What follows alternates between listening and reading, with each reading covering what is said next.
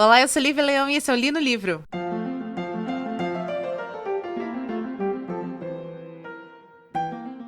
Pois muito que bem, bem-vindos ao especial Mês da Criança aqui no Li no Livro.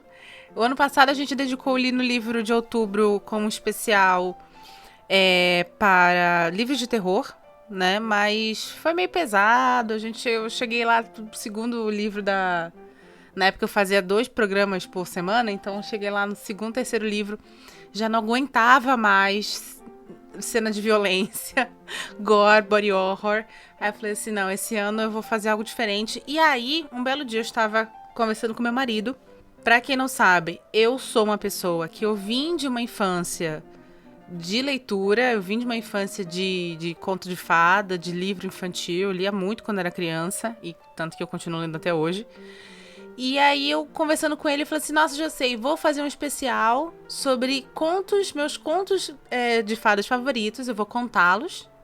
E eu vou fazer também uma análise agora como uma mulher adulta sobre esses contos, tá? E se tudo der certo, vai ter mais uns especiaizinhos ali pro final do mês. O conto de hoje é um conto muito especial chamado Gracieuse Percinet. É um conto francês que tem uma origem franco-germânica. Mas antes de entrar no conto em si e toda a análise que eu vou fazer dele, eu gostaria de já deixar claro que foi uma surpresa eu pegar meus livros antigos, porque eu tenho, né, os meus livros antigos de quando eu era criança e eu tinha os contos de fadas, e descobri que este conto não pertence a quem eu achava que pertencia. O livro em questão é uma coleção de 3 livros que eu tenho desde bem pequenininha, que tem Anderson, Green e Perrault. E eu peguei o livro do Perrault, porque eu sabia que esse conto estava lá.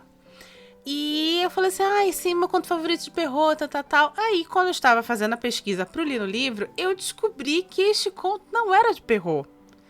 E eu falei assim, nossa, mas que estranho. Peguei o livro, fui procurar e está lá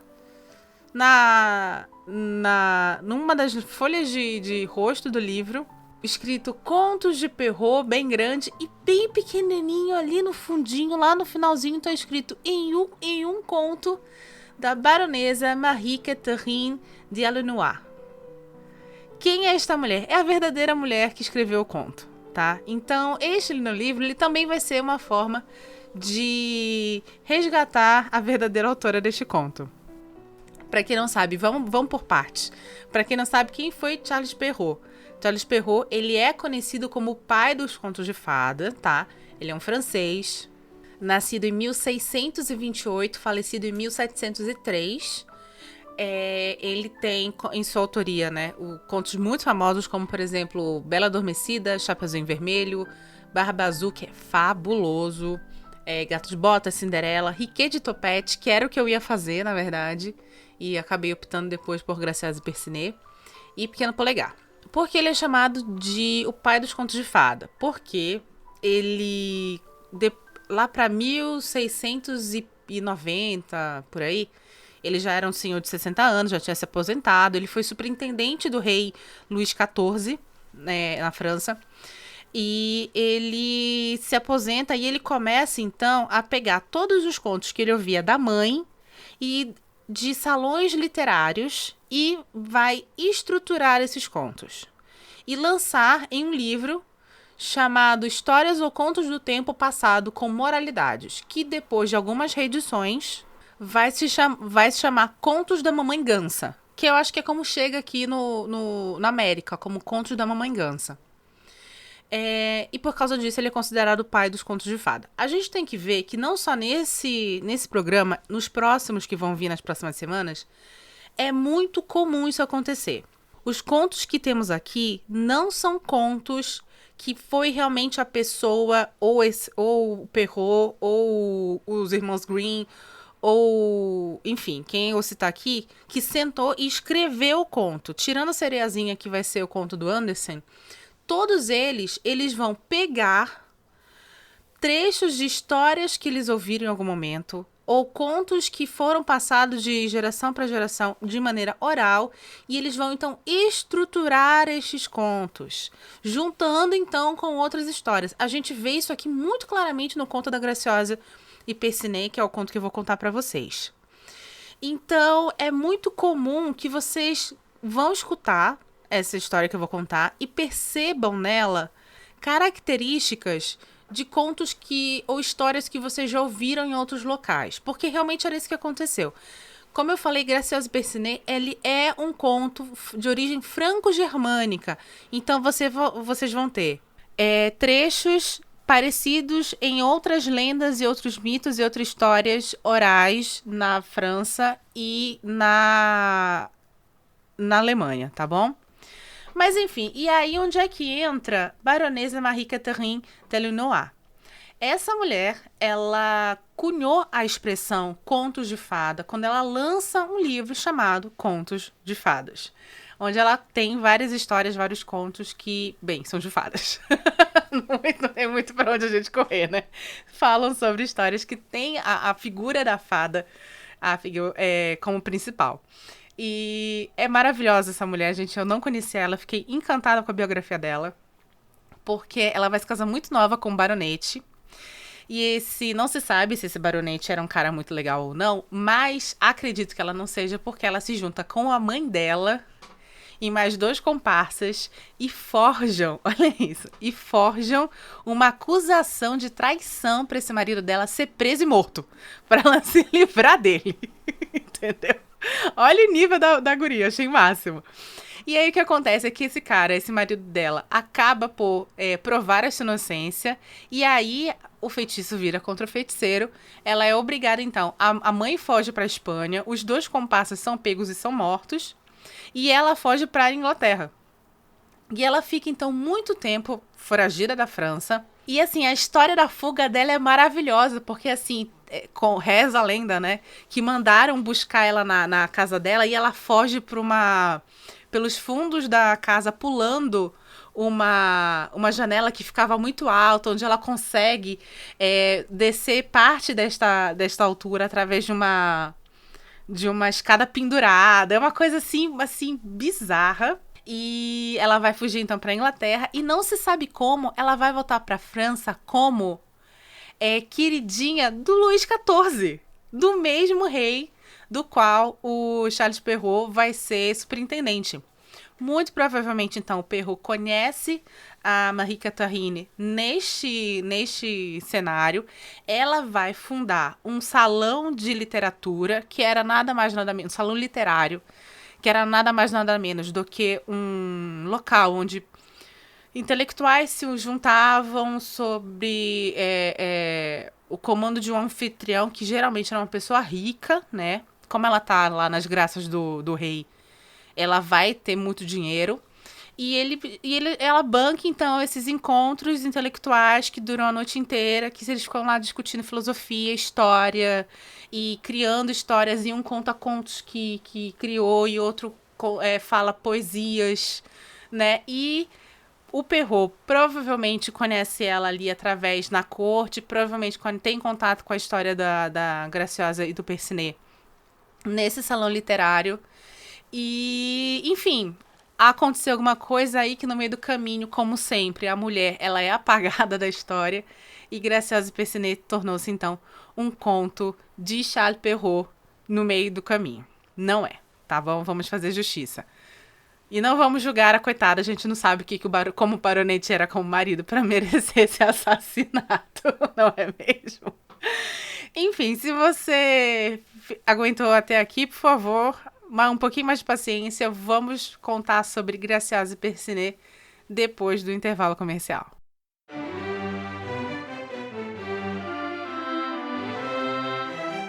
Oi, já já o episódio continua. Mas antes eu queria agradecer a sua audiência e te lembrar que o Li no Livro é um podcast independente e sem patrocínio. Se você quer nos ajudar, por favor, compartilhe esse episódio com seus amigos. E estamos nos principais agregadores de podcast, inclusive agregadores gratuitos. Obrigada!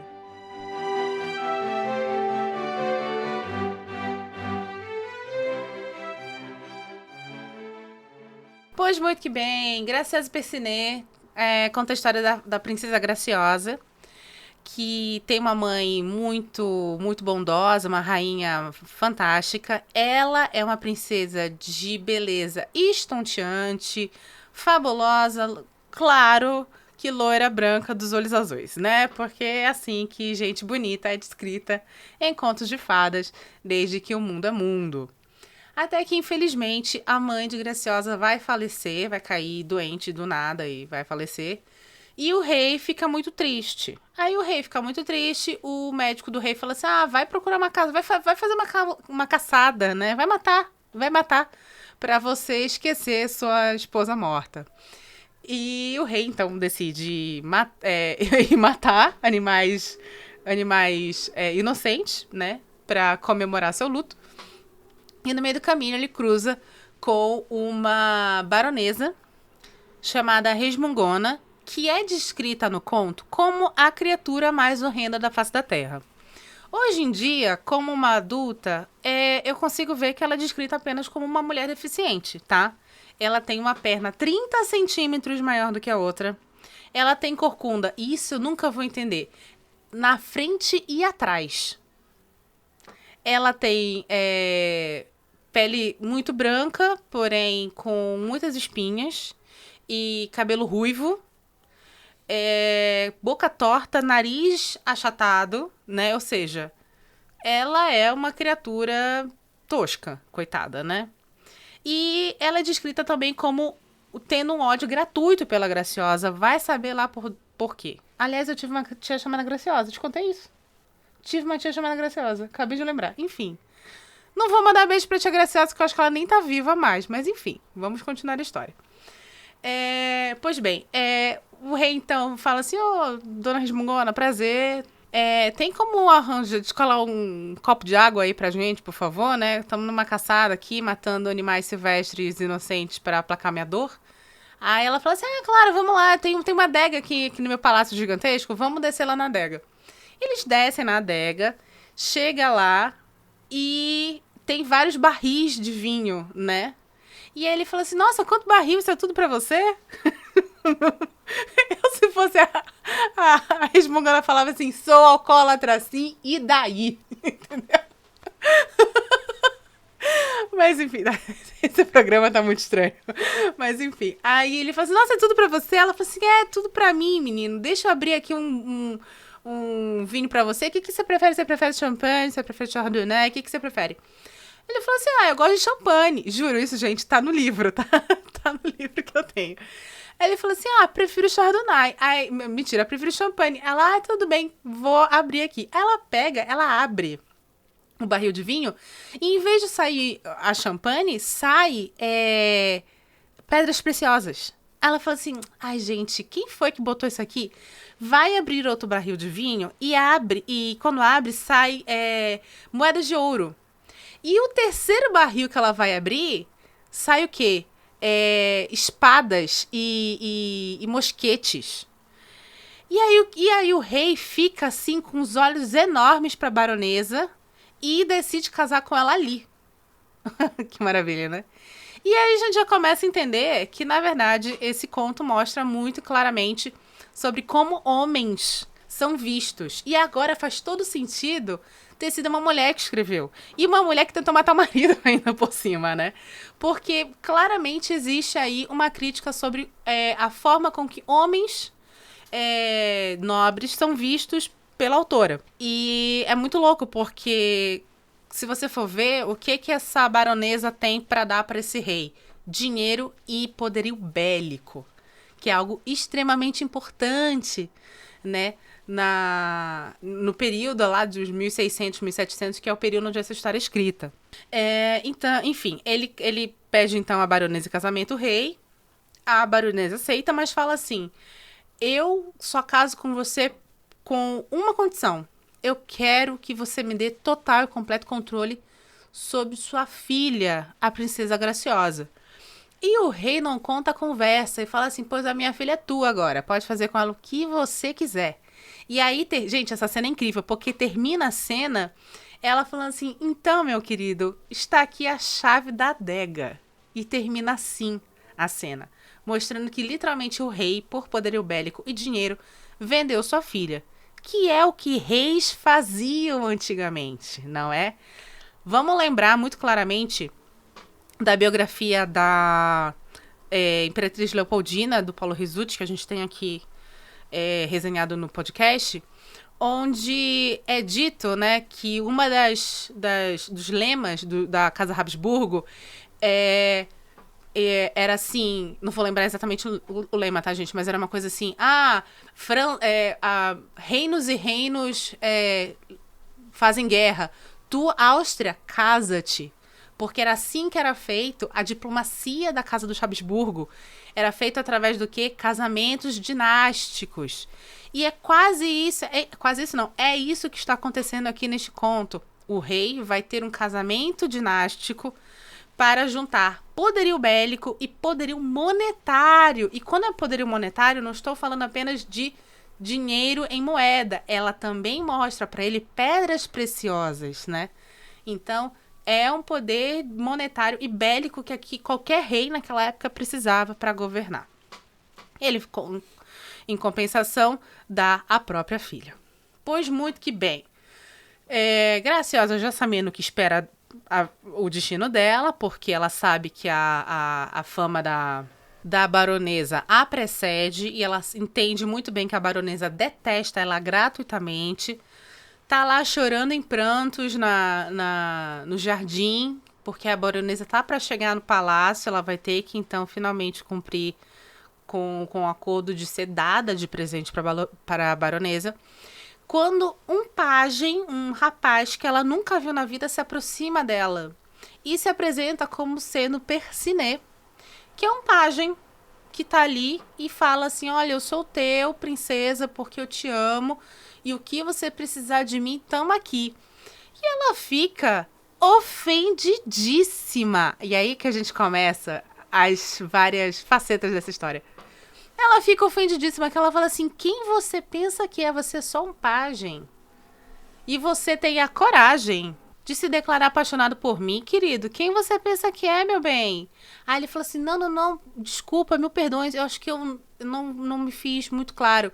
Aqui eu sou pajem, mas eu também sou conhecida como Príncipe Percinet. E ela falou assim, tá, então príncipe tudo bem. Basicamente é isso.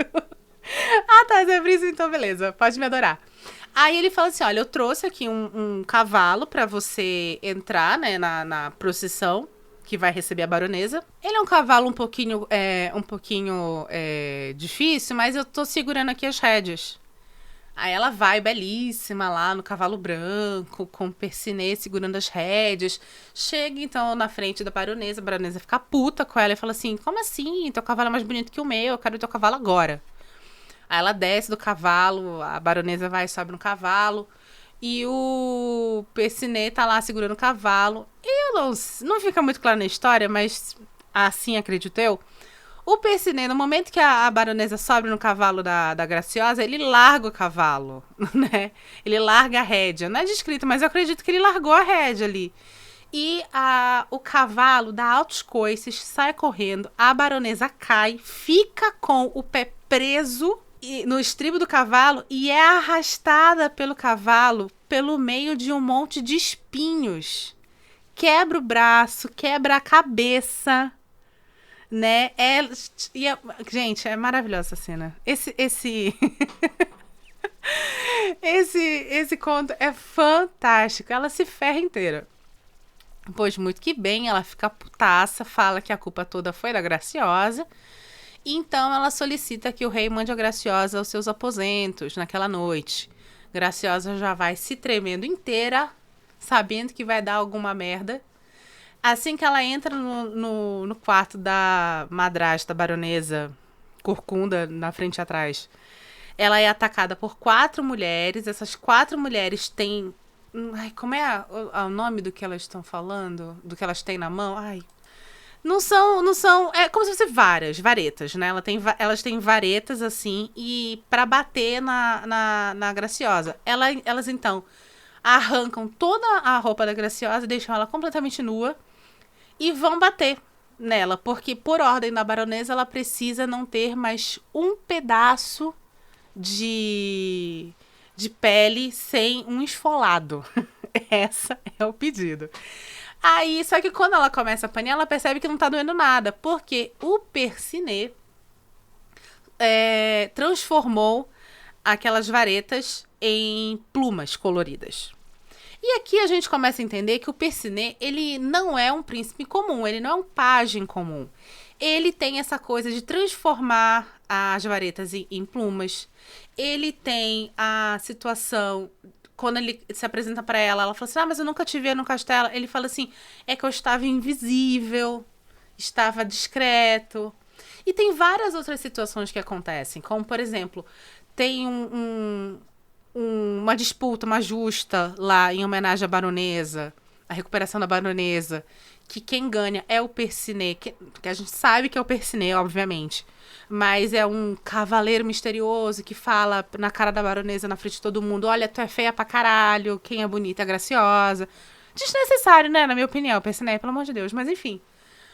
Até que existe um momento ali que a baronesa tá muito cansada de sempre tentar destruir a Graciosa. E a Graciosa, devido à proteção mágica, claramente mágica, do Percinet se sair bem, ela então pega a Graciosa, manda levar a Graciosa pro meio de uma floresta perigosíssima, 10 léguas, abandona ela lá e vai embora. Quando isso acontece, ela tá chorando e ela chama pelo Percinet no meio dessa floresta. E é quando ela encontra um castelo belíssimo, feito de cristal, no meio da floresta, que emana uma luz linda. E o Percinet, então, aparece para ela e fala assim, vamos conhecer o meu castelo, onde minha mãe e minhas irmãs estão te esperando. E aqui, então, fica muito claro que este príncipe, ele é um príncipe das fadas. Porque todo o reino que é mostrado, todas as posses que são do Percinet naquele momento, o castelo, que é feito de cristal e pedras, os serviçais, que são muito elegantemente vestidos e muito delicadamente constituídos, a vida da Graciosa, ela tá gravada nas paredes de cristal do castelo cada segundo da vida dela. Inclusive segundos dos quais o Percinet não estava presente, ou pelo menos ela achava que ele não estava. Então é muito claro que aquilo ali é um reino mágico, é um reino de fadas, e que o príncipe Percinet, ele não é um príncipe humano, e sim um príncipe de fadas. Ele pede então ela em casamento, ela enrola muito para falar se aceita ou não, e pede para ver o pai e como está o reino do pai. E ela descobre que a baronesa falou pro pai que ela tinha se enforcado e que ele tinha feito um funeral em homenagem à filha dele, que ele acreditava que estava morta. E, na verdade, não era o corpo dela que estava no caixão. A rabugenta, a baronesa rabugenta, tinha colocado um pedaço de pau, de madeira lá dentro. Ela fica, então, consternada e pede, então, para Percinet deixar ela voltar para o reino do pai. Ele fica meio puto, assim, fala assim, porra, mina, te salvei várias vezes, abri o meu castelo de cristal e tu não quer ficar aqui? Mas ela pede, ele libera, e aí, nisso, ela volta pro reino do pai, e quando o pai a vê, ele fica achando que primeiro que ela era um fantasma, mas depois percebe o que aconteceu e ela manda desenterrar e prova pra todo mundo que a baronesa tinha mentido e que ela não estava morta. E aí o pai fica, tipo, em choque. Aí você pensa assim, porra, finalmente esse rei acordou pra cuspir e vai proteger a filha. Não. O que acontece é que a baronesa chega e fica pé da vida, acusa a Graciosa de ser uma impostora. É dito no livro que não se sabe se o rei acredita ou não, mas ele entrega novamente a filha para a baronesa fazer o que quiser com ela. Gente, really? Marie Catherine, como era teu pai? Como era teu relacionamento com teu pai, minha querida? Me fala. Aí, nisso, essa menina vai sofrer agora um novo ciclo de maldades, né? Ela vai, então, ser trancada num calabouço. E acho o máximo que a grande maldade botaram ela de toquinha e roupas humildes. Acho o máximo a grande maldade que ela sofre. É essa. Aí ela vai ser trancada no calabouço. A baronesa vai atrás de uma fada. Só que uma fada, assim, mais dark. Uma fada metaleira, tá ligado? Uma fada dark. e vai pedir pra ela assim, olha, eu quero que você me arranja aí uns serviços muito impossíveis pra eu dar pra Graciosa executar. Porque aí a Graciosa não vai conseguir executar e eu vou espancar essa menina sem ninguém falar nada. Como se alguém tivesse falado alguma coisa nas outras 200 vezes que você espancou essa mulher. Pelo amor de Deus. Enfim. Aí vai dar lá a primeira tarefa, que é pra desembolar uns fios de ouro muito delicados. Obviamente ela não vai conseguir, vai chorar, o Percinet vai aparecer, vai fazer. É, o meu marido está aqui do lado já indignado. Aí a segunda vez vai ser um tonel cheio de plumas de pássaros, de milhares de pássaros que ela tem que separar. Não vai conseguir. O Percinet vai aparecer, vai fazer. Enfim, isso vai acontecendo e acontecendo e acontecendo. Até que em um determinado momento, o Percinet já tá puto, porque essa menina só chama ele quando ela tá ferrada, né? Ela tá cagando pra ele quando ela não tá ferrada. Ele, inclusive, vira pra ela e fala assim, olha, eu confesso que eu até gosto da existência da baronesa, porque se a baronesa não existisse, você não seria maltratada e aí você não ia lembrar que eu existo. Eu acho o máximo que ele dá essa macetada na cara da Graciosa. E aí, um belo dia, a baronesa também já tá de saco cheio dela tá escapando toda hora, resolve simplesmente pegar e enterrar essa mulher viva. Eu acho o máximo a resolução. Te odeio, vou te enterrar viva. E aqui tem um detalhe que eu acabei não comentando com vocês. Quando a Graciosa tava no castelo do Percinet, na floresta, quando eles saíram do castelo, ela tava voltando pro reino do pai, ela olhou pra trás, ela viu um barulho, olhou pra trás e o castelo estava desmoronando. E ela falou assim, meu Deus, o seu castelo tá caindo. Desculpa, gente. Eu juro que eu não bebi nada, mas é porque eu achei tão divertida essa história. Os absurdos são muito bons, cara. Imagina ela, vixe, seu castelo tá caindo, meu querido. E aí ele fala assim, não, meu castelo não existe mais. E aí foi quando, obviamente, eu saquei que ele não era um príncipe normal. Ele vai falar, meu castelo não existe mais neste mundo. Então você só voltará a vê-lo quando você estiver sob a terra. E é exatamente isso que vai acontecer, né? A baronesa vai empurrar ela pra dentro de um poço, vai mandar cobrir com uma pedra e ela vai ser jogada ali, vai ficar ali. Aí ela vai começar a chorar e ela vai finalmente falar uma coisa no final, que é quando ela encontra o Percinet. Ela começa a chorar e fala assim, meu querido Percinet, você nunca vai me encontrar aqui enterrada viva nesse poço. E tudo que eu queria falar pra você é que eu nunca aceitei os seus carinhos e nunca aceitei o seu pedido de casamento antes, porque eu tinha muito medo de você ser como todos os outros homens que só queriam me conquistar. Só estavam interessados no poder da conquista, só estavam me vendo como algo a ser conquistado e nada mais. Então eu tinha muito medo de você ser que nem eles, até porque ela fala muitas vezes que ele é um cara muito sedutor. Achava que era só isso, então eu peço perdão. Agora você nunca mais vai me encontrar e eu nunca mais vou poder finalmente aceitar o seu pedido de casamento. Neste momento, obviamente, aparece uma portinha, sei lá onde, nesse poço. Ela abre a portinha e dá de cara com o quê? Com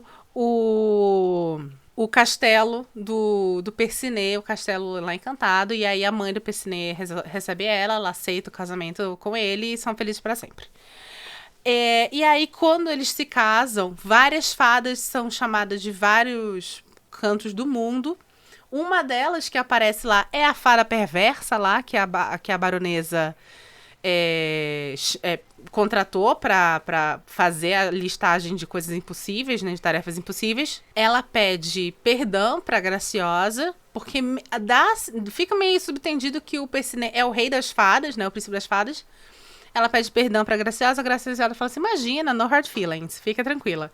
E aí ela volta, a fada perversa, volta até o reino do pai da Graciosa e mata, estrangulada, a baronesa. E aí é fim mesmo. Quando eu era criança, eu gostava muito dessa história, porque essa história tinha uma coisa que era a resiliência da Graciosa, né? como a Graciosa apanhava, sempre no final voltava. Sei lá, porque eu era uma criança perturbada. Era uma criança perturbada, gente, minha vida familiar era horrível. E aí eu achava que era linda essa coisa de você ser muito resiliente, você aguentar muito abuso, né? Afinal de contas, também fui criada num colégio católico. E a gente tem a resiliência cristã que, ai, tudo bem, eu ser humilhada, porque os humilhados serão exaltados, papapá, enfim. E vamos lembrar que a França era um reino cristão, né? Uma nação cristã. Pois muito que bem.